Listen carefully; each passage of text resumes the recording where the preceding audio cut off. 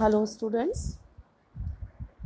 मैं डॉक्टर मोनिका गर्ग इतिहास विषय से हूँ और बीए पार्ट फर्स्ट के बारे में जो भारतीय इतिहास की पुस्तक है उसमें हड़प्पा सभ्यता के धार्मिक जीवन के संबंध में हम आज चर्चा कर रहे हैं। धार्मिक जीवन क्या था उस समय हड़प्पा कालीन लोगों का। तो हड़प्पा कालीन लोगों के धार्मिक जीवन के संबंध में हमारी जानकारी बहुत ही सीमित और अस्पष्ट है। समकालीन मुहरों के ठप्पों से, मिट्टी और धातु की बनी मूर्तियाँ से शव गाड़ने के स्थान पर उनसे हम ये सारी चीज़ें हमें पता चलता है। कालीबंगा से मिली अग्निविधियों को छोड़कर किसी भी हड़प्पा कालीन स्थल से कोई भी मंदिर अथवा पूजा स्थल के लिए प्रयुक्त होने वाले हमें पदार्थ नहीं मिले हैं और इस संबंध में हमारे पास जो भी जानकारी है वो भी बहुत कम है। उसके आधार पर फिर भी हम ये कह सकते हैं कि हड़प्पा कालीन धार्मिक विश्वासों में परिवर्तित हिंदू धर्म की अनेक विशेषताएं जैसे मातृ देवी, पशुपति शिव, पवित्र पशुओं, वृक्षों आदि की पूजा शामिल थी। अब हम हड़प्पा कालीन लोगों के कुछ प्रमुख महत्वपूर्ण धार्मिक विश्वासों का उल्लेख करेंगे। मातृ देवी। भारत की दृष्टि से मातृ देवी की उपासना सर्वाधिक प्रचलित थी। मातृ देवी मतलब माता की पूजा या स्त्री की पूजा, मातृ देवी से यह मिलेंगे आपका। तो यहाँ पर महत्व की दृष्टि से उस समय मातृ देवी की, क्योंकि बहुत सारी मूर्तियाँ हमें जो मिली है वह मातृ देवी की मिली है। खड़ी हुई मुद्रा में अर्धनग्न स्त्रियों की मिट्टी की और श्वेत मिट्टी से निर्मित जो है अनेक मूर्तियाँ मिली है जो करधनी या कमरबंद, भव्य शिरोवस्त्र एवं हंसुली या गलपट्टी धारण किए हुए, ये सारे उनके श्रृंगार के आभूषण हैं। किसी किसी मूर्ति को अलंकृत कपोल कुंडलों, ये भी सब है, हार और सिर के दोनों ओर लटकी हुई टोपियों के आकार वाले कर्णाभूषणों से भी सुशोभित किया गया है। उनके जो आभूषण उन्होंने पहन रखे थे, वहाँ की स्त्रियों के जो मूर्तियाँ मिली है उनके बारे में इसमें चर्चा की गई है। कुछ मूर्तियों पर धुएं के निशान हैं। आप देखते हैं ना, जब हम कोई दीपक जलाते हैं, अगरबत्ती जलाते हैं तो वो स्थान पे साइड में काला काला सा हो जाता है, तो मूर्तियों के बिल्कुल पास लगा दिया होगा। तो ये प्रतीत होता है कि देवी को प्रसन्न करने के लिए संभवतः दीप या धूप जलाई जाती होगी। सिंधु घाटी से प्राप्त मातृ देवी की छोटी मूर्तियाँ जैसे मूर्तियाँ पश्चिम एशिया के अनेक देशों से प्राप्त हुई है। इन मूर्तियों को मातृ या प्रकृति देवी की मूर्ति के रूप में भी स्वीकार किया गया है। दूसरी हमें मिली है पशुपति शिव। पुरुष देवताओं में शिव जी जानते हैं आप सब, हम जानते हैं कि शिव जी कौन है। अब इसमें है पशुपति शिव। तो पशुपति मतलब पशुओं के देवता, उसके बारे में है, शिव जी के बारे में। तो क्या है आप देखिए, इसमें पद्मासन मुद्रा में बैठे हुए हैं। पद्मासन, आंखें बंद करके दोनों हाथ को घुटनों पे रख के ये पद्मासन की मुद्रा में बैठना, और हाथी, व्याघ्र, भैंसे और गैंडे से वे घिरे हुए एक त्रिमुखी देवता का उल्लेख है। एक जीके का भी आपके क्वेश्चन बनता है, कौन कौन से पशुओं से घिरे हुए थे? हाथी, व्याघ्र, भैंसे और गैंडे, इन पशुओं से वह घिरे हुए थे। सिंहासन के नीचे एक हिरण नजर आता है। उन्हें अनेक चूड़ियाँ और गले में वक्षत्राण धारण किए हुए दिखाया गया है। उनकी आकृति के ऊपरी भाग पर 7 अक्षरों का एक अभिलेख भी उल्लेखित है। इस आकृति को कम से कम शिव के 3 रूपों के साथ संबोधित किया गया है। कौन कौन से हैं वो 3? त्रिमुख, शिव का त्रिमुखी रूप, पशुपति पशुओं के स्वामी, तीसरा योगीश्वर या महायोगी। प्रथम 2 रूप तो उक्त मुहर पर बनी आकृतियों से ही बहुत स्पष्ट है। पूर्वोक्त देव पद्मासन मुद्रा में बैठे हुए हैं और उनके नेत्र नासिका के अग्रभाग की ओर केंद्रीभूत हैं, जिनमें अनेक उनके योगीश्वर रूप की भी पुष्टि होती है। अनेक उत्खनों से शिव की उत्कीर्ण आकृति वाली 2 अन्य मोहरें भी प्राप्त हुई है। मार्शल ने इन्हें स्पष्ट आदि शिव बताया है, जो अपने सर्वाधिक शक्तिशाली रूप में प्रजनन शक्ति के देवता हैं। ठीक है।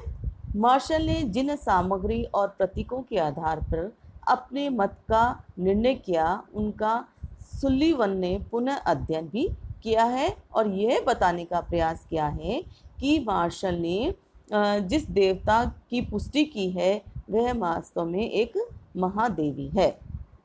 ये तो हमारे पशुपति पूजा थी। अब है पशु पूजा। अब पशु पूजा में क्या है? पशु पूजा हम आज भी करते हैं, गायों की करते हैं, समय आने पर भैंस की भी करते हैं या बैल की भी करते हैं। तो पशु भक्ति हड़प्पा कालीन लोगों की धार्मिक विश्वासों की अभिन्न अंग थी। जैसा कि छोटी बड़ी मोहरों या व्रण मूर्तियों, चीनी मिट्टी या पत्थर से निर्मित छोटी मूर्तियों से हमें पता चलता है। कौन कौन से थे? काल्पनिक पशु जैसे अर्ध मानव या अर्ध पशु प्राणी। दूसरा, इस श्रेणी में हम उन मिश्रित पशुओं का भी उल्लेख कर सकते हैं जिनका धड़ के साथ विभिन्न पशुओं के सिर जुड़े हुए हैं, जो संभवतः विभिन्न देवताओं के को सामूहिक रूप से विभिन्न प्रतीकों के रूप में प्रस्तुत किया गया है। दूसरा, अस्पष्ट रूप वाले पशु जो पूर्ण रूप से काल्पनिक नहीं है। ठीक है। तीसरा, वास्तविक पशु कैसे? जैसे भैंस, हाथी, गेंडे, कुबरदार सांड या गर्दभ, छोटे सींग वाले बैल। तो इन सब की क्या है, हमें वहाँ पर मुहरें मिली है। तो मुहर जो मिली है हड़प्पा कालीन मुहरों में सबसे अधिक उत्कीर्ण पशु कौन से मिले हैं हमें? बैल। ये फिर आपके एक जीके का क्वेश्चन है, जिसे सामान्यतः एक सींग से युक्त बताया गया है। इसी कारण उसे एक श्रृंगी बैल के रूप में भी उल्लेखित किया गया है। ये थी पशु पूजा। एक श्रृंगी, आपके पास क्वेश्चन आ सकता है एक श्रृंगी बैल। अब है वृक्ष पूजा।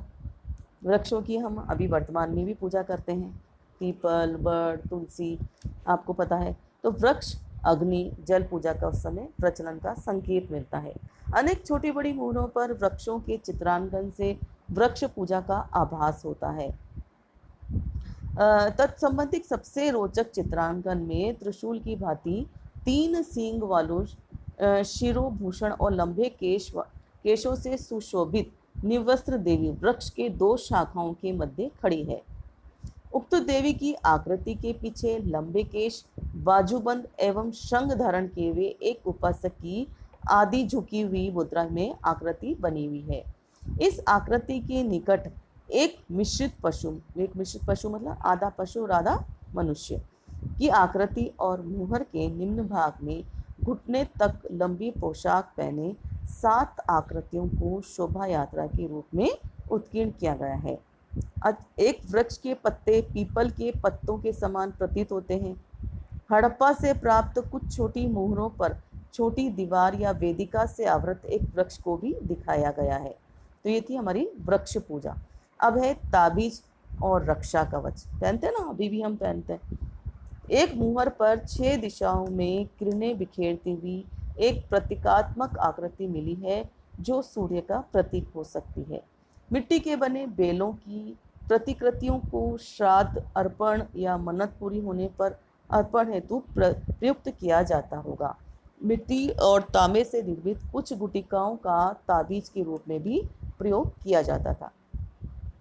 स्वास्तिक और क्रॉस या सलीब जैसे प्रतीकों का सौभाग्यदायक चिन्हों के रूप में प्रयोग किया जाता था। ये सब मिले उस समय, अभी भी हम इसको देखते हैं। हृदय के आकार वाली एक जड़ाऊ सीपी या रक्षा कवच या ताबीज का के रूप में उसका प्रयोग किया जाता था। अच्छा, एक ऐसी मिली है मुहर जिसमें नृत्य करते हुए एक बेल के सम्मुख नृत्यांगना एक बेल के सम्मुख नृत्य कर रही है।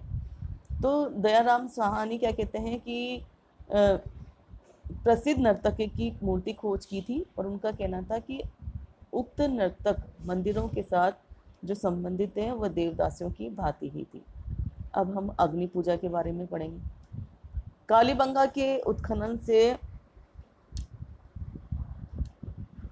कई बार अग्नि वेदियों की भी खोज हुई है। उसमें ये वेदियाँ बनी हुई थी और उनका आकार 75 से 55 सेंटीमीटर था।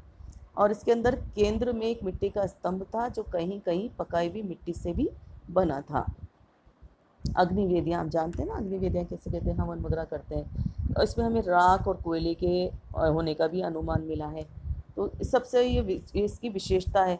और एक विशेषता और है कि इसकी जो पूजा अर्पण करने वाला था उसका जो मुख था, ऐसी विश करी थी कि उसका मुख जो है पूर्व की ओर रहे।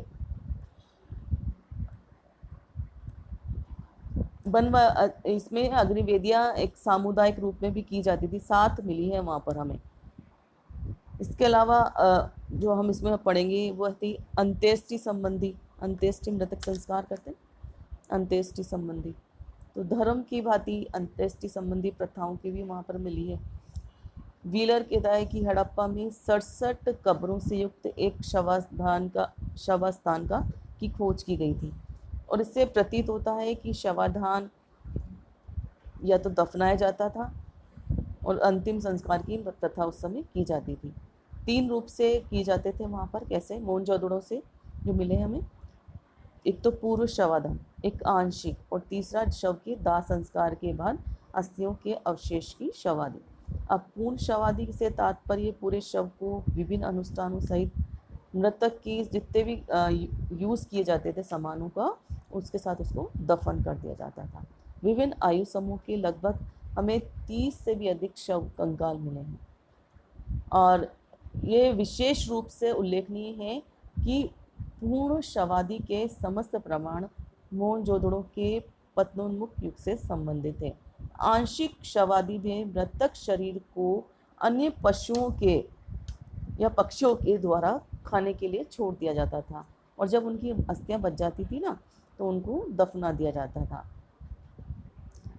और जिस अवशिष्ट अस्थियों और मिट्टी के बर्तनों के साथ गेंद या गोलियां, मन के बनी चमचे, हाथी दांत के टुकड़े, लघु पात्र मिले हैं। और समस्त आंशिक शवादों में मानवीय अस्थियां नहीं मिली हैं, क्योंकि संभवतः अस्थियों को अधिक समय तक खुला रखने के कारण ये जो अस्थियां हैं वह पूर्णतः जो है चूर्ण हो जाती थी। और दाह संस्कार के उपरांत की गई शवादि क्रिया में चौड़े मुंह वाले अस्थि कलशों के अंदर अनेक छोटे छोटे पात्र, मेमने, बकरी आदि जैसे पशुओं और पक्षियों की, मछलियों की हड्डियों के साथ मन की छोटी मूर्तियों जैसी छोटी छोटी वस्तुएं भी प्राप्त हुई है। तो ये था हमारा मृतक संस्कार। तो हमने हड़प्पा सभ्यता के धार्मिक विश्वास में जो पढ़ा, उसमें मातृ देवी पूजा, परम पुरुष की पूजा, वृक्ष पूजा, पशु पूजा और मृतक संस्कार प्रमुख थे। तो ये हमारा हड़प्पा संबंधी धार्मिक संस्कार थे। धन्यवाद।